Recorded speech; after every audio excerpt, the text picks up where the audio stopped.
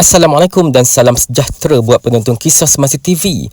Petikan diambil daripada Facebook Datuk Seri Syahidan Kasim. Kumpulan Wang Simpanan Pekerja KWSP baru sahaja mengumumkan dividen bagi tahun 2025 pada kadar 6.15% untuk simpanan konvensional dan syariah dengan jumlah agihan sebanyak RM79.6 bilion. Sehubungan itu, saya memohon jasa baik Perdana Menteri Malaysia Yang Amat Berhormat Datuk Seri Anwar Ibrahim, Jabatan Perdana Menteri mempertimbangkan semula supaya agihan dividen ini dapat dimanfaatkan secara lebih langsung melalui penyaluran ke akaun 3 khususnya kepada pecarum yang memerlukan. Sebagai alternatif tambahan, kerajaan juga wajar meneliti pelaksanaan pengeluaran khas Aidilfitri secara bersasar dan bersyarat kepada mereka yang benar-benar terkesan dengan tekanan kos sara hidup tanpa menjejaskan jaminan simpanan persaraan pada masa depan. Dalam masa yang sama adalah lebih baik isu ini dibahaskan secara menyeluruh di Dewan Rakyat agar semua ahli parlimen dapat mengemukakan pandangan, cadangan serta pendekatan terbaik demi memastikan keputusan yang diambil benar-benar berpihak kepada kepentingan rakyat